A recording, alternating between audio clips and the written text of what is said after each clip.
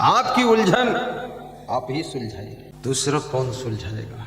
क्योंकि उलझन आपकी है, दूसरा कैसे सुलझा सकता? और तुम सुलझाना चाहो तो दूसरा व्यक्ति तुमको थोड़ी मदद कर सकता। रास्ता कौन बताए? बुद्ध कहते थे मैं तो केवल रास्ता बता सकता हूँ, लेकिन तुम्हारे लिए रास्ता पर चल नहीं सकता। चलना तुमको, मार्गदर्शन मैं कर सकता हूँ। बुद्ध ने कहा मार्ग बता देने से मंजिल नहीं मिलती, उस मार्ग पे चलना पड़ता है। और मार्ग पर जो किलोमीटर गड़े हैं उस किलोमीटर पर लिखा है गुना 80 किलोमीटर। तो किलोमीटर को तुम पकड़ के बैठ जाओ और समझो यही गुना आ गया है। वो गुना नहीं है, वो गुना की दूरी बताने वाला पत्थर है। बुद्ध कहते हैं इसी तरह से मैं सुख शांति और मोक्ष की मंजिल की दूरी बताने वाला, मार्गदर्शन देने वाला बीच का पत्थर हूँ। मुझे पकड़कर मत बैठना, मुझसे दूरी और मार्ग समझ लेना और फिर मंजिल की ओर कदम बढ़ाना, तो सुख शांति और मोक्ष की मंजिल आ जाए। दुख सुख बड़ी विचित्र है। कभी आपका धन खो गया तुम दुखी हो जाते हो, 10 लाख रुपए खो गए तुम दुखी हो जाते हो।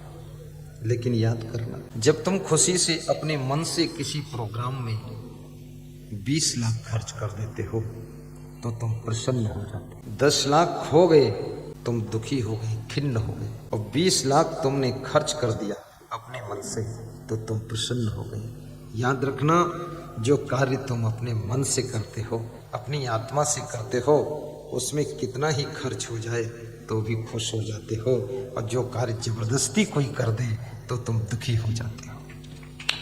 धन खोने से भी जिसकी खुशियां न खोए, पद छूटने से भी जिसकी प्रसन्नता न छूटे, वह व्यक्ति पहुंचा हुआ शख्स होता है।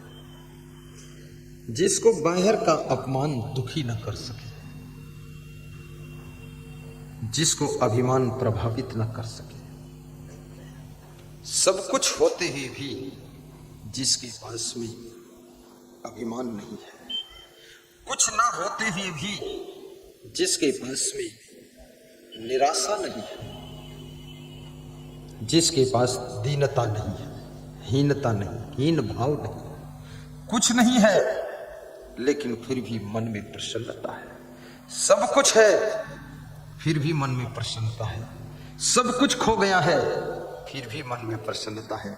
बहुत कुछ मिल गया है फिर भी प्रसन्नता है, और सब कुछ मिलने वाला है तो भी प्रसन्नता है, और सब कुछ जाने वाला है तो भी प्रसन्नता है। याद रखना, ये संसार की चीजों में उतार चढ़ाव आता रहता है। कभी ये चीजें बहुत मिल जाती हैं, कभी चली भी जाती हैं, कभी पुनः आ जाती हैं, कभी ज्यादा आ जाती हैं, कभी कम हो जाती हैं, लेकिन इसके बीच में तुम तो वही रहते हो। इसलिए तुम्हारे अंदर बदलाव नहीं होना चाहिए, खुशियां बराबर रहनी चाहिए। तुमने बहुत अच्छा मकान बनाया है, लेकिन भूकंप ने गिरा दिया 1 मिनट के झटके में। भूकंप ने मकान गिराया है लेकिन तुमको नहीं गिरा पाया, तो तुम क्यों रो रहे हो? जब मकान गिरा है, मकान नहीं रो रहा है, तुम क्यों रो रहे हो? मकान बनाने वाला नहीं गिरा है, बल्कि मकान गिरा है और बनाने वाला मजबूत खड़ा है, तो फिर से मकान खड़ा हो सकता है। याद रखना, जिस दिन तुम डगमगा जाते हो उस दिन खड़ा हुआ मकान भी डगमगा जाता है, और जिस दिन तुम मजबूत रहते हो उस दिन गिरा हुआ मकान फिर से उठकर खड़ा हो जाता है। इसलिए कहते हैं कि दुनिया में सबसे मनुष्य की मदद करने वाला यदि कोई है तो आत्मबल है, मनोबल है, जिसको संत कबीर ने कहा है, करो बहिया बल आपनी छाण बीरानी आस, जाके आंगन नदियां बहे सो कस मरे पियास। कबीर कहते हैं अपने बल को याद करो, अपन तेज समारो आपे, हनुमान चालीसा की चौपाई। कितने लोग अपने तेज को भी नहीं जानते कि हमारे में कितना तेज है। बुद्धि का तेज, वाणी का तेज, चरित्र का तेज, सत्कर्मों का तेज। तो दुख और सुख ये 2 विषय बड़े महत्वपूर्ण हैं। और मनुष्य बचपन से लेकर बुढ़ापे तक जो भी कार्य करता है सब सुख के लिए करता है, सुख चाहता है। चाहे विवाह करता है तो सुख के लिए, बच्चों को जन्म देता है सुख के लिए, बिजनेस करता है तो सुख के लिए, सर्विस करता है सुख सुविधा के लिए, राजनीति करता है तो भी सुख सुविधा के लिए। पर याद रखना, सुविधा और सुख में अंतर है। सुविधा का प्रभाव केवल आपके शरीर तक रहता है, लेकिन सुख का प्रभाव आपके मन तक चला जाता है और शांति का प्रभाव आपके आत्मा तक पहुंच जाता है। इसलिए सुविधा भी चाहिए, क्योंकि आपके पास शरीर है, और सुविधा के लिए आपको धनवान भी होना चाहिए, और धनवान होने के लिए आपको सही डिसीजन लेकर के सही परिश्रम करना चाहिए, ताकि आप धनवान बनो, ताकि आपके पास सुविधा हो सके, ताकि आपके शरीर की व्यवस्था अच्छी तरह चल सके। सुविधा भी चाहिए। सुविधा की निंदा नहीं की जा सकती, सुविधा का खंडन नहीं किया जा सकता, सुविधा की भी जरूरत है। आज जैसे ये मंडप लगा हुआ है, मैं देख करण सिंह भारती से कहा बड़ा सुंदर मंडप लगाया है, तो मुस्कुराती है, बोले आपकी कृपा है। मैंने कहा 100 फीट चौड़ा, 250 फीट लंबा और 35 फीट ऊंचा, कमाल है। 100 फीट चौड़ा, 35 फीट ऊंचा और 250 फीट लंबा, और बीच में कोई नहीं खंभा।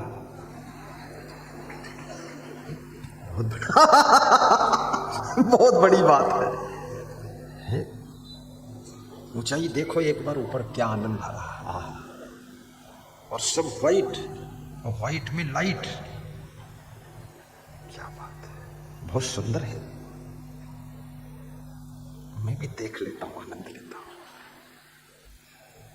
बहुत सुंदर व्यास गांधी, धन्य है गुना, वाह आशीर्वाद है। बड़ी सुंदर व्यवस्था, बहुत सुंदर। शोभा यात्रा में बग्घी थी, घोड़ा खींच रहा था। एक बार भी घोड़ा हिन हिन हिन हिन नहीं बोला, हंसा। क्यों नहीं बोला? वो जानता था कोई महान संत बैठा हुआ है, अब इसको हंसना नहीं चाहिए। नहीं तो शादियों के घोड़े हंसते हैं कई बार। वो क्यों हंसते? वो दूल्हे को हंसते हैं।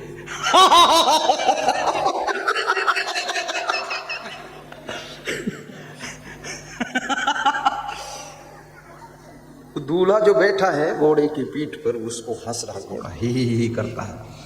तो दूल्हे ने पूछा तू क्यों हंसता है? बोले मैं इसलिए हंसता हूं कि आज भर तू भी हंस ले, कल से जिंदगी भर तुझे रोना।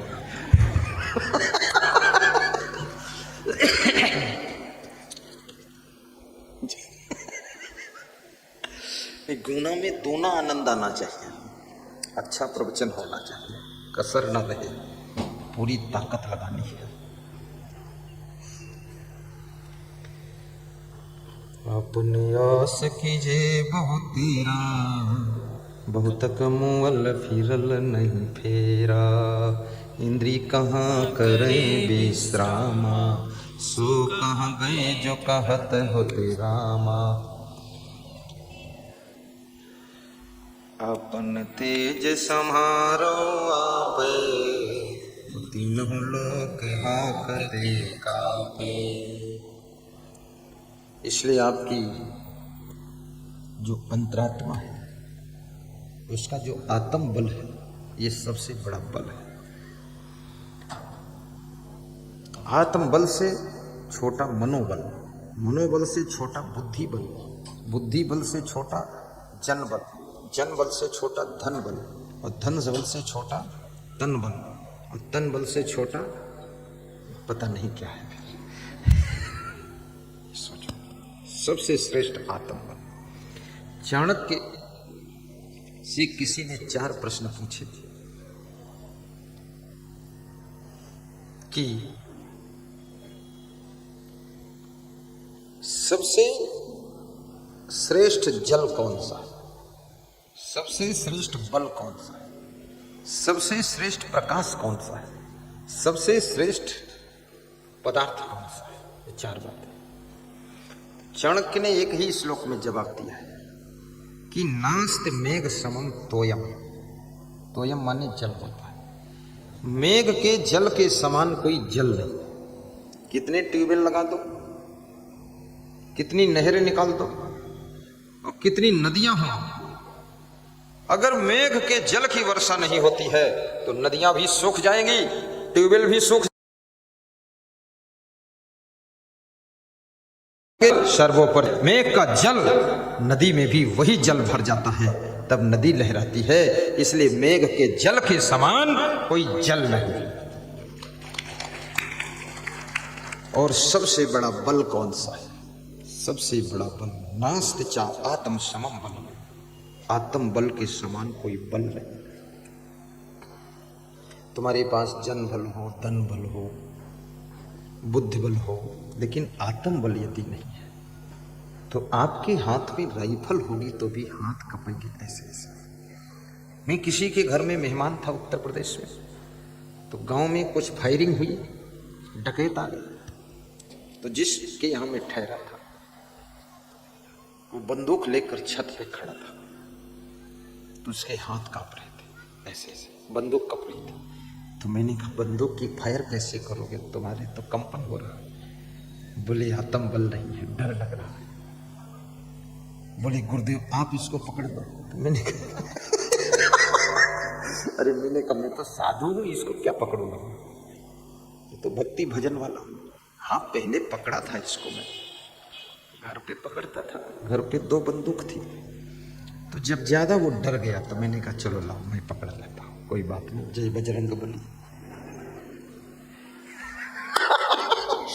मेरे हाथ में वो हिलती नहीं थी बंदूक, क्योंकि मैंने कम से कम 1000 फायर तो किया ही है अपने हाथ से, किसी को मारा नहीं, आकाश में खींची।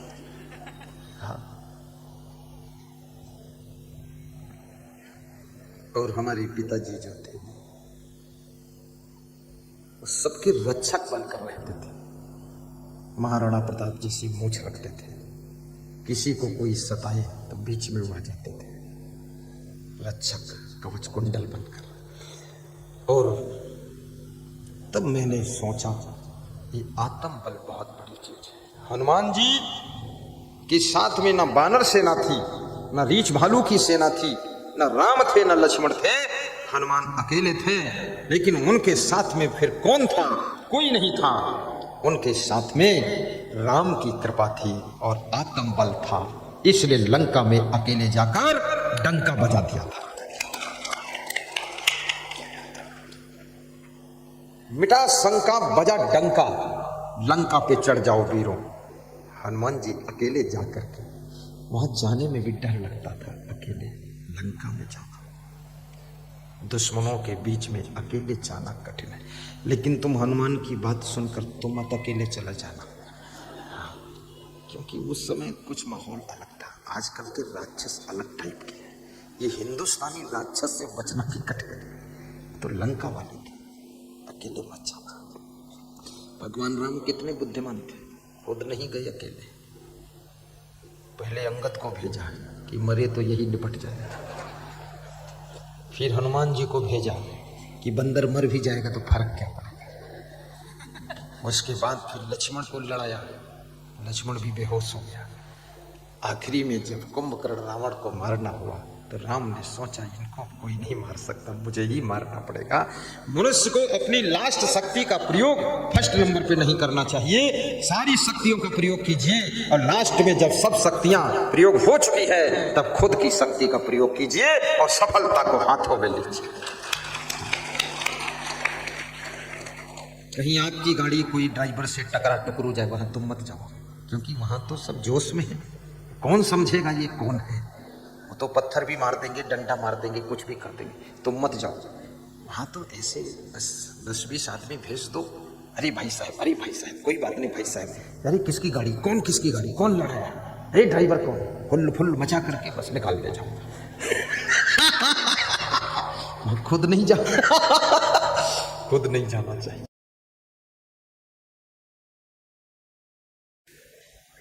अपन तेज समारो आपे, तीनों लोक हांकते कांपे।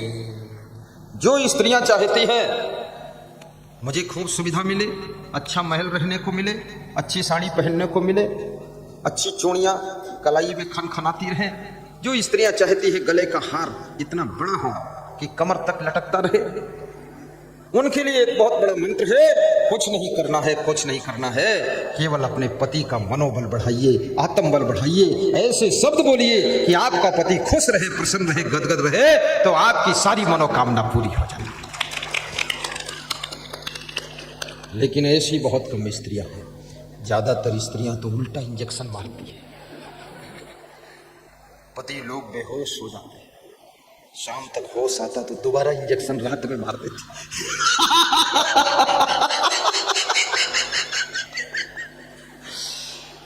कितने लोग तो अपनी पत्नी को देख करके कांप जाते हैं, ऐसे जैसे बिल्ली को चूहा देखता कांपता है। ऐसी हालत है, देखते हैं अरे ये शेरनी कब न टूट पड़े मेरे ऊपर, बहुत खतरा है। कितनी स्त्रियां तो अपने पतियों को इतना डांटती है, बेडरूम में पूरी लंबाई बढ़ा देती है। तो क्या समझ रखा, मूर्ख है, पागल है, बुद्धू है। पति हाथ जोड़ कर कहता श्रीमती जो कहो वही हूं। पर इस तरह अपने पति को कभी मत बोलिए। याद रखना तुम्हारा सौभाग्य है जो तुमको वैसा पति मिला है। उसका मनोबल बढ़ाइए, आत्मबल बढ़ाइए और कहिए कि मैं किस्मत वाली हूं जो तुम जैसा हमको पति मिला है, ये भी कहिए। और जो पुरुष चाहता है कि मुझे अच्छा भोजन खाने को मिले, घर क्लीन मिले, सामान सेटिंग से मिले और घर की साज सज्जा सही रहे, अतिथि का सत्कार खूब अच्छा हो, तो बस एक ही काम करना, सवेरे उठ करके गुरु मंत्र जपो न जपो, देव मंत्र जपो न जपो, अपनी पत्नी को बोल देना देवी तुम अगर ना होती तो ये घर नहीं संभलता, धन्य हो तुम, इसको संभाले हो। बस फिर आपकी पत्नी का मनोबल जग जाएगा और वो जुट जाएगी, फिर ऐसा दौड़ दौड़ के काम करेगी जैसे मारुति कार भागती है, ऐसे भागेगी।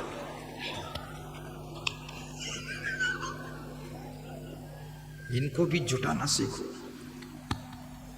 अपने बूढ़े सास ससुर से भी काम लेना सीखो। बूढ़े सास ससुर से ये कहा करो कि आप जितने बुद्धिमान हो हमारे पास इतनी बुद्धि नहीं है, सासू जी तुम संभालते रहना, मैं तो छोटी हूँ, कम बुद्धि है और आपका ही सहारा है। देखना सासू लंबी होकर बैठेगी और बोलेगी जब तक मैं हूं तुझे क्या चिंता है, मैं सब करूंगी। और फिर सासू दौड़ दौड़ के काम करे तो पीछे से मुस्कुराए कि जय सासू जी, जुटी रहो। उससे भी काम लीजिए, सासुओं को काम लेना सीखो उससे। मेरा गुरु 99 साल का है, मैं उससे अभी भी काम ले रहा हूं, उसको दौड़ाता हूं गुरु को। दर्शन वही देते हैं, गुरु मंत्र देते हैं, प्रवचन भी सुनाते हैं। वो जहाँ रहते हैं वहाँ सामने सब्जी लगी है, उसकी देख रेख निरीक्षण वही करते हैं। आश्रम का साफ सफाई का डायरेक्शन देते हैं। और मैं बोल देता हूँ गुरुदेव आपका ही सहारा है, हम लोगों के पास इतनी बुद्धि भी नहीं है, टाइम भी नहीं है। तो बोलते हैं जब तक मैं हूँ तुम टेंशन क्यों लेते, तुम जाओ प्रवचन करो, मैं ताली बजाकर निकल आता हूँ।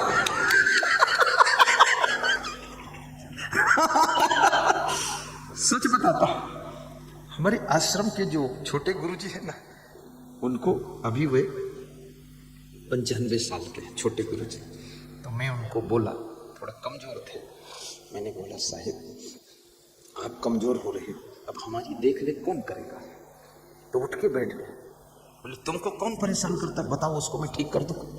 वो खुद उठ नहीं पाते हो, उठ के बैठ गए, बोले ठीक कर दूंगा।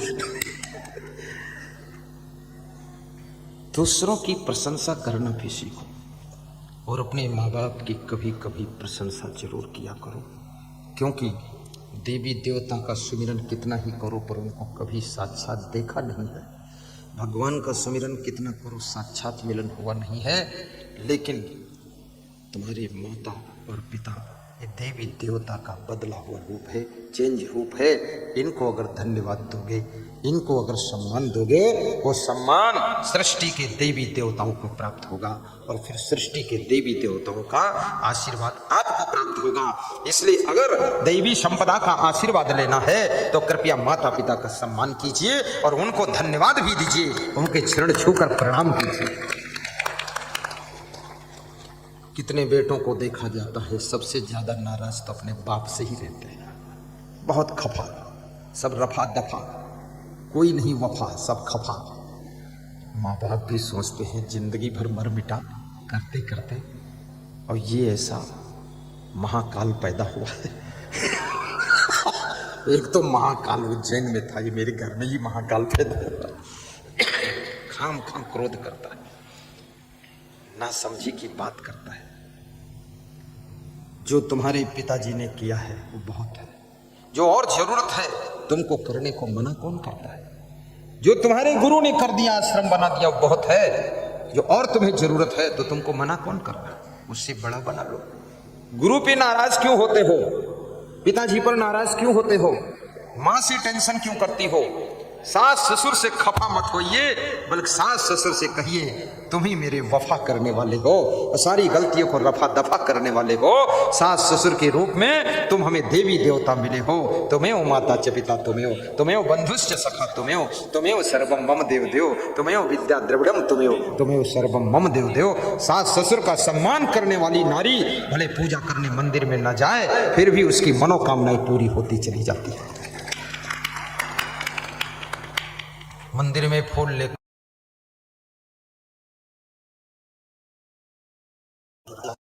सासू की टांग पटक कर मारो, कुछ भी मिलने वाला नहीं, क्योंकि वो मंदिर की देवी भी समझती है जब सासू की इस तरह दशा कर रही है और मैं इसको कहीं दर्शन दिया मेरी टांग पटक के मारेगी तो क्या करूंगी? वो मिलने वाली नहीं। इसलिए घर को मंदिर जैसा बनाइए। मंदिर को तो मंदिर रहने दो, मंदिर को घर मत बनाओ।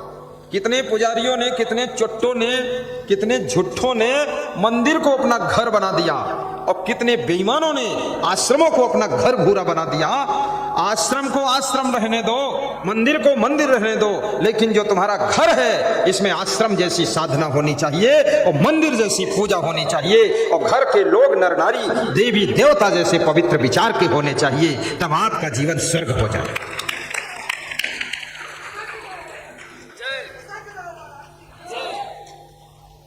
जिन्होंने मंदिरों के लिए जमीन दान दिया, मंदिरों के लिए धन दान दिया, आश्रमों के लिए धन जमीन दान दिया, तुम कौन होते हो उस मंदिर आश्रम को अपना पर्सनल घर बनाने वाले? शर्म नहीं आती है? मंदिर आश्रम के लिए दे न सको तो हजारों लोगों की दान की संपत्ति से मंदिर आश्रम खड़े होते हैं, इसको लेने का तुम्हारा हक नहीं। अगर इसको लेते हो तो याद रखना ये 7 पीढ़ियों तक तुमको इसका खामियाजा भुगतना पड़ेगा और 7 जन्म तक तुम्हारी आत्मा को नरक में भटकना पड़ेगा। कृपया धार्मिक संपत्ति को लेने की तैयारी मत कीजिए, उसमें दीजिए कुछ, और किसी मंदिर और आश्रम पर अपना एकाधिकार मत मानिए। अगर किसी आश्रम का आपको कोई महंत बना दिया गया, महंत का मतलब ये नहीं है तुम वहां के गुंडा हो गए। महंत ये तुमको कोई मंदिर या कोई टेकरी आश्रम या कुछ ऐसी जगहों का थोड़ा प्रबंधक बना दिया गया, अब तुम अपना ही बोलबाला चला रहे हो। ये आश्रम की परिभाषा को बिगाड़ रहे हो, ये मंदिर की परिभाषा। मंदिर का अर्थ होता है सबके लिए खुला द्वार है, आश्रम का अर्थ है सबके लिए खुला द्वार है। उज्जैन सिंहस्थ कुंभ में जब कैंप अपना लगा था सबके लिए खुला द्वार था, किसी से पूछना नहीं था आईडी क्या है कि नहीं है, ये भी नहीं पूछना था गुरु जी को जानते मानते हो कि नहीं।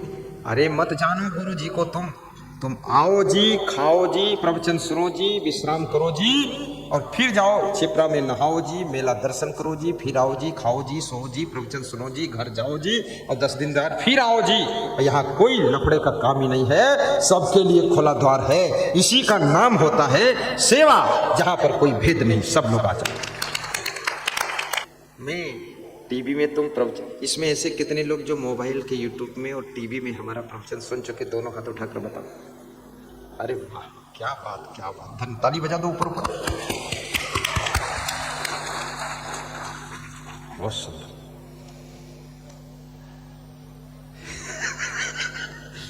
श्री रामस्वरूप भारती जी कैसे हंसते हैं, लगता है 5 साल का बच्चा कोई हंस रहा।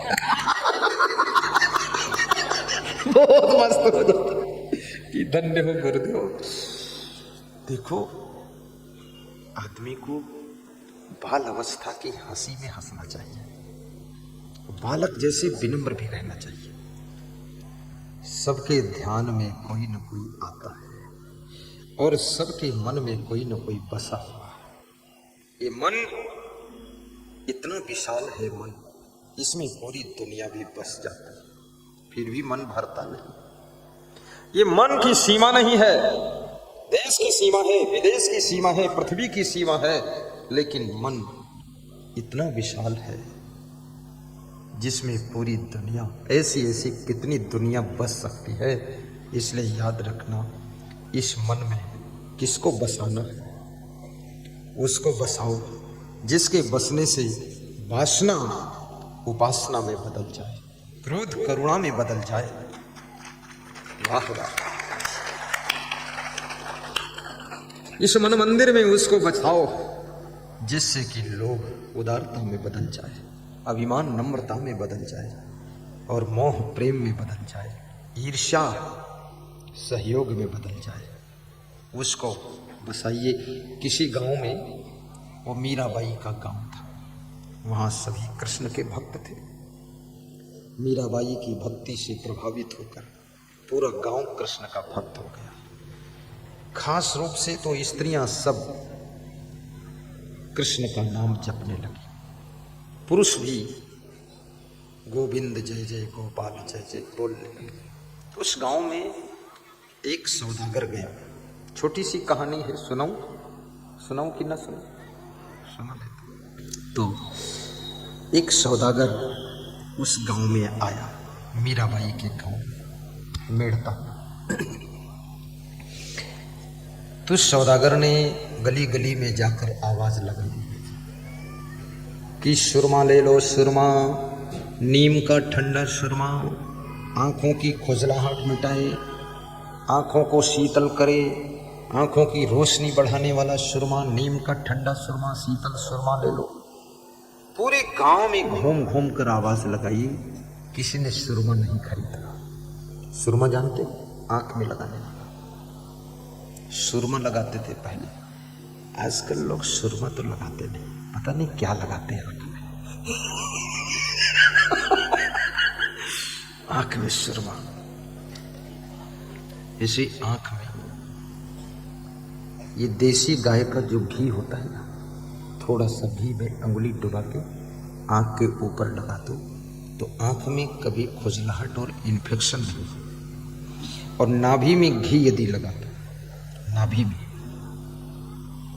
नाभि ये पेट के पास होती है, उसमें घी लगा दो। घी लगा दो नहीं, 2 बूंद डाल दो उसमें गड्ढा है, डालो।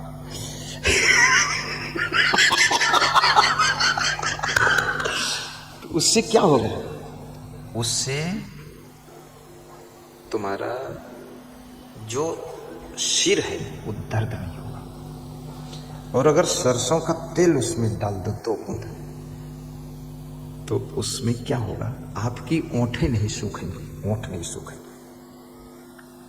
और यदि 2 बूंद सरसों का तेल नाक के अंदर लगा दो तो नाक के अंदर कोई इन्फेक्शन नहीं होगा। या 2 बूंद घी लगा दो नाक के अंदर तो आपकी ऑक्सीजन का तत्व बहुत होता है, देसी गाय का घी। तो जब नाक पे लगाओगे तो सांस के साथ में माइंड तक ऑक्सीजन फुल जाएगी, तो आपकी बुद्धि का स्मरण बढ़ जाएगा। इसका अर्थ ये भी नहीं है कि उल्टा लेट कर नाक में पूरा भर दो तो गड़बड़ भी हो जाएगा पूरा नहीं भरना है, थोड़ा सा लगाना है। पैर की तलवा में शाम को सोने से पहले पीली सरसों का तेल, रिफाइंड नहीं, देसी तेल, उसको यदि मालिश कर दो पैर के तलवा में, अंगुली में, नीचे जॉइंट में, घुटनों के जॉइंट में, बहुत गहरी नींद आएगी, बेहोशी की नींद। एक फायदा।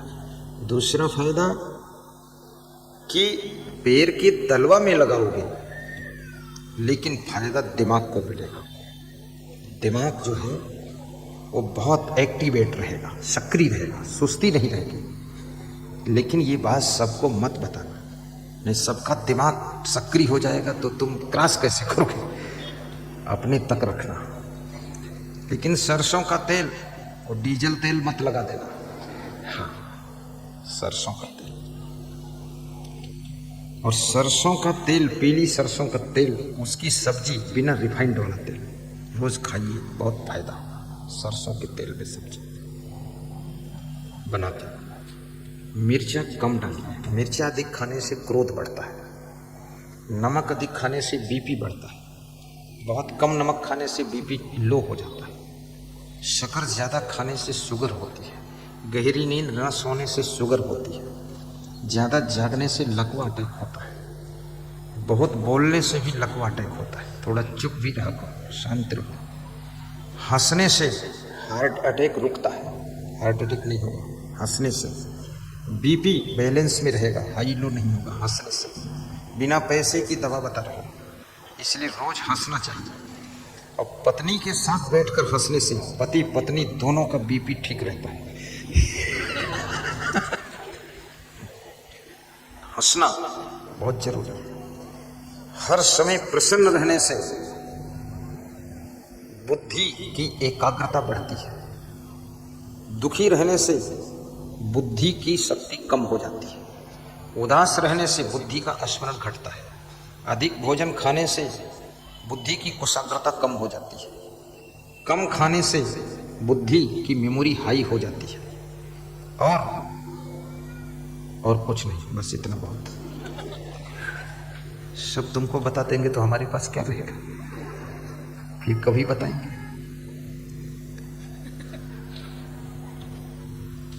साहिब बंदगी, साहिब बंदगी, साहिब। हाँ, एक कहानी सुना रहा था ना, आँख का अंजन दांत का मंजन नित कर नित कर नित कर,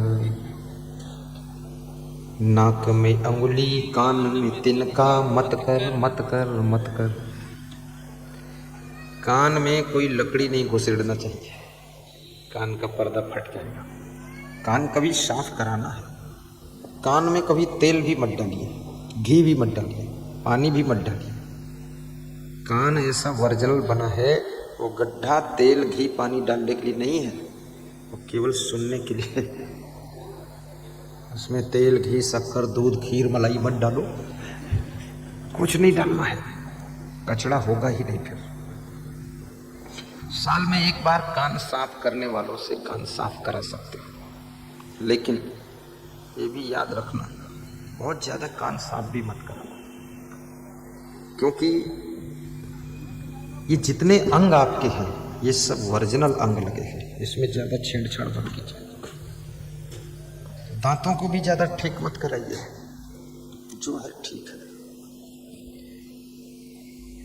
कान में तिनका नाक में अंगुली मत कर मत कर मत कर, दांत का मंजन आंख का अंजन नित कर नित कर नित कर। वो सौदागर सुरमा बेच रहा था, अंजन बेच रहा था, आंख का अंजन, पर एक शीशी भी नहीं बिकी, कोई खरीदा नहीं। गांव के लोग सब घर से निकलकर द्वार पर आते, देखते और बस खरीदते नहीं। तो उसको थोड़ा दुख भी हुआ, सौदागर को गुस्सा भी आई। उसने कहा इस गांव में सब जानवर ही रहते हैं लग रहा, अगर मनुष्य होते तो कम से कम कुछ लोग खरीदते, एक दो शीशी आंख में लगाते सुरमा अंजन। तो एक महिला ने कहा ये बाबा रुक जाओ, तुम इस गांव के लोगों को जानवर मत कहना।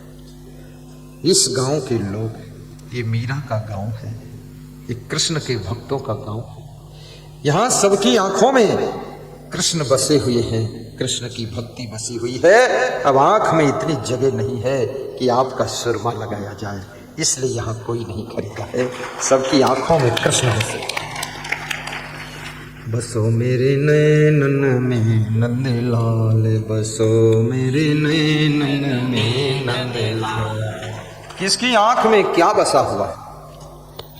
ये दुनिया तो बहुत बड़ी है, लेकिन तुम्हारी आंख में क्या बस गया है? इसी दुनिया को करोड़ों लोग देखते हैं, लेकिन उनको करोड़ों तरीके की दुनिया दिखाई देती है। एक जैसी दुनिया सबको नहीं दिखती है, बिलक बिलक सबको दुनिया दिखती है।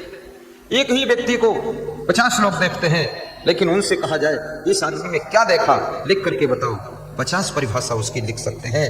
याद रखना, इस दुनिया में किसने क्या देखा और क्या मन में बसाया और क्या आंख में बसाया, ये सब के लिए अलग अलग की बात है। किसी की आंख में दुनिया तो बहुत प्रेमी दिखाई देगी, यहाँ प्रेमी ही प्रेम है। किसी को दिखता है इस दुनिया में परोपकारी बहुत लोग हैं, किसी को दिखता है इस दुनिया में चोर बहुत है, मेरा चप्पल कोई चोरा ले गया है, ऐसा दिख रहा है। इसलिए कहते हैं यदि नजरें बदल लो तो नजारा बदल जाएगा। नजरें बदली तो नजारे बदल गए। एक शायर कहता है कि नजरें बदली तो नजारे बदल गए, और किश्ती ने रुख बदला तो किनारे बदल गए। किश्ती मतलब मल्लाह, मल्लाह जब अपना रुख बदलता है तो नाव दूसरे किनारे तरफ चली जाती है जिधर रुख कर लिया। ऐसे आपकी नजर बदल जाए तो आपके लिए दुनिया का नजारा बदल जाएगा। इसलिए अपनी पत्नी के प्रति भी प्रेम की नजर से देखो तो उसमें गुण ही गुण दिखाई देंगे, और यदि द्वेष की नजर से देखोगे तो उसमें अवगुण ही अवगुण दिखाई देंगे। इस दुनिया में जहां तुमको ज्यादा अवगुण ही अवगुण दिख रहे हैं वहां तुम्हारी नजर में भी फर्क हो। कहते हैं अगर एक दो लोगों में तुम्हें अवगुण दिखाई दे तो वास्तव में उनमें अवगुण है, लेकिन सब में अगर तुमको अवगुण दिखाई देने लगे तो इसका मतलब आप में ज्यादा अवगुण है। मानुष तेरा गुण बड़ा, मानस न आवे काज, हाण न होते आभरण, तो चान बाजन बाज। संत कबीर कहते हैं हे मनुष्य तेरे गुणों की महिमा, तेरे गुणों के कारण ही तो बड़ा है। आप देख लीजिए लोहा, कबाड़े में चले जाओ तो 20 रुपये किलो, और नया लोहा लो तो 30-40 रुपये किलो। लेकिन वही लोहा यदि कार बनकर आ गया है तो वो लोहा फिर 10 लाख का हो गया। 2 कुंटल की कार, 3 कुंटल की कार, 4 कुंटल की कार, जो लोहा केवल 20-30-40 हजार का है अब 10 लाख का हो गया, 50 लाख का हो गया। सोचिए जो लोहा कबाड़ खाने में 20 रुपये किलो मिलता था अब वही लोहा फ्रेश होकर के कार के रूप में ढल कर आ गया, क्योंकि कार में गुण आ गया। अब इस लोहे की कार में ये गुण है कि तुमको बिठा सकती है, गुना से उज्जैन ले जा सकती है, पानी में भीगने से बचा सकती है, धूप से बचा सकती है, गर्मी है तो एसी से ठंडी दे सकती है, ठंडी है तो हीटर चलाकर तुम्हें गर्मी दे सकती है। कार में ये गुण आ गया। अब उस लोहे में ये कार का गुण आ गया तो उसकी कीमत, जो कार का वजन इतना ही है, 40,000 से ज्यादा की कार नहीं है, वो लोहा बेच दिया जो 40-50 हजार, लेकिन वो आज 20 लाख, 10 लाख, 40 लाख, 50 लाख की हो गई। क्यों? क्योंकि इसमें गुण आ गया। इसी तरह याद रखना, मनुष्य मनुष्य तो सभी है, आदमी आदमी में अंतर है। कोई हीरा कोई कंकर है, कोई हीरा कोई कंकर है। जिसमें गुण है उस मनुष्य की कीमत बढ़ जाती है, जिसमें गुण और कला नहीं है उसकी कीमत घट जाती है। देखने में तो सब आदमी है लेकिन उनमें बहुत बड़ा अंतर है, जमीन आसमां का अंतर है। इसलिए गुणवान बनो ताकि आपकी कीमत 1000 गुना ज्यादा हो सके। संत कबीर कहते हैं गुण पूजा स्थानम न च वयम न च लिंगम। गुणों की हर स्थान पर पूजा होती है, गुणों का सम्मान है, न कोई जाति का सम्मान है, न कोई उम्र का सम्मान है, लेकिन आप में जो गुण है वही आपको सम्मान दिलाते हैं। और जिस मनुष्य में मनुष्यता का गुण नहीं उसको मनुष्य कैसे कहो? मानव में मानवता का यदि गुण नहीं तो उसको मानव कैसे कहोगे? मैंने सुना है कुछ मजदूर शक्कर की बोरियां लेकर जा रहे थे और शक्कर की बोरियां पीठ पर लाद कर जा रहे थे। सामने हलवाई की दुकान थी, हलवाई की दुकान में थाल में सजी हुई रसगुल्ले रखे थे। रसगुल्ले हंसकर बोले कि ये चीनी बहन, एक तेरी जिंदगी का अपमान है, दूसरे मेरी जिंदगी का सम्मान है। देख तो थाल में सज कर बैठा हूं, ग्राहक आता है, हर कीमत चुकाकर मुझको सम्मान से ले जाता है, और तू है गन्ने के रूप में खेत में पैदा हुई, काटी गई, फैक्ट्री में पेरी गई, रस बना, खौलाया गया, फिर उसके बाद शक्कर बनी, गोदामों में पड़ी रही अंधेरे में, ट्रकों में लादी गई, पटकी गई, उतारी गई, मजदूरों की पीठ पर लद कर न जाने कहाँ पड़ी रहेगी। तेरी जिंदगी का अपमान और मेरी जिंदगी का सम्मान, ऐसा बोल कर रसगुल्ला हंसने लगा। तो चीनी बहन से रहा ना गया।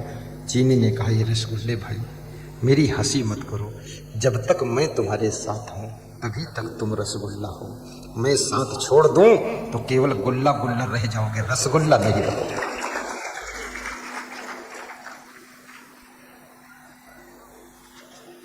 मानवता के गुणों की चीनी जब तक तुम्हारे साथ है तब तक ही तुम मानव हो, और मानवता की चीनी अगर तुम्हारे साथ से दूर हो गई तो तुम मानव नहीं कहलाओगे, फिर तो दानव कहलाओगे।